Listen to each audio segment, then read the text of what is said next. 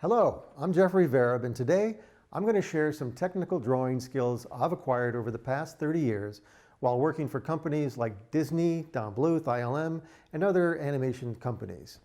In this DVD, we will be focusing on aliens and dragons, but obviously since all these characters come from our imaginations, there are a wide variety of directions we can move in. I encourage you to repeat the steps I've shown in drawing my versions, but then I recommend you go off on your own and create characters that are entirely unique. It's important to remember that I'm teaching you technique, and you can apply that technique to the monsters or dragons that reside within your own mind. Okay? So let's get started with the lesson.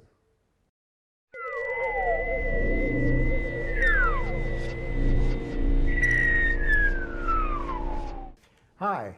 Today we're going to talk about, or we're actually going to draw, aliens. Now, aliens, you might think, have no kind of rules because you can almost draw anything you want, but the fact of the matter is when you're making something that's actually very fanciful, it has to be grounded in even that much more or that many more fundamentals so that there's some reality that the audience can hang on.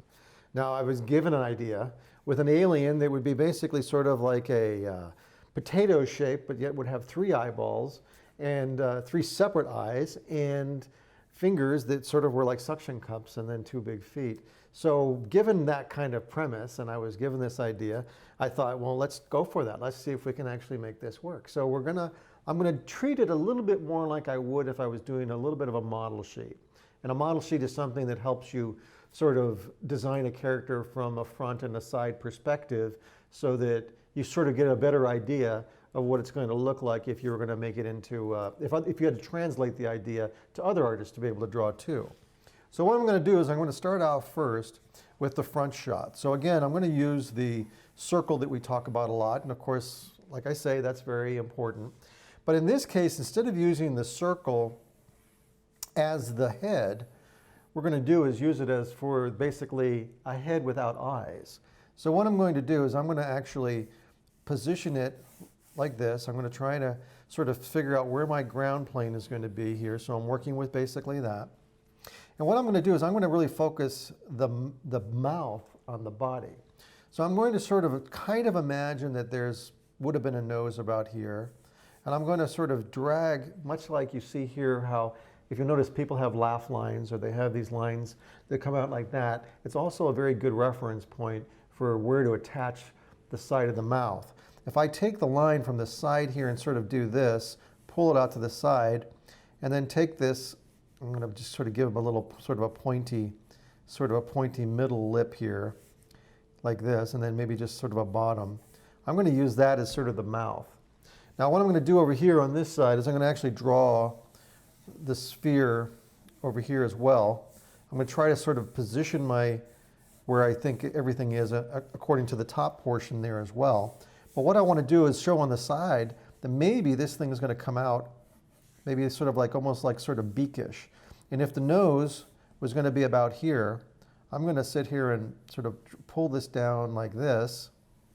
And again, instead of it having from the front looking like the bottom lip is sort of almost even to the upper lip, I'm actually going to stick it as an underbite like this and sort of pull it in like that, almost sort of like it's a beak, so that we actually have something interesting. What that also does is it sort of exaggerates from a side perspective, more of a sort of an oval shape, while sort of keeping that shape here. But it also allows me to sort of visualize where I want to go. And also, instead of having nostrils like a big nose sticking out, what I'm going to do is I'm going to sort of give it more of like like holes in there. So I'm going to sort of give it just a little bit of a, like, as if they're like more like a beak side of a thing like that. Now what we're going to do is we're going to take, and we're literally going to have these eyeballs come off the top of the head. So I'm going to create 3 eyeballs over here like this. And I'm going to actually have them coming out of the head. And we're going to be coming out of holes that are in the head like this. So I'm going to pull this down here like this. I'm going to create sort of a interesting shape coming from where I want the eyeballs to be up there. And I'm going to create a little sort of a hole inside there. And I'm going to do the same thing over here because I want to sort of keep a relationship so that I can understand and see how the character looks from almost, in my imagination, a 360 perspective. So what I'm going to do is I'm going to place the one eye here. I'm going to put that ball right about here. And I'm actually going to let the holes on this side sort of be right about here. So what I'm going to do then, that'll allow me to sort of create a sort of rolling off the eye like this a little bit. And then the other one, which will be a little bit higher, you wouldn't see the hole, so that's going to be a little bit different, but that one clearly would be higher.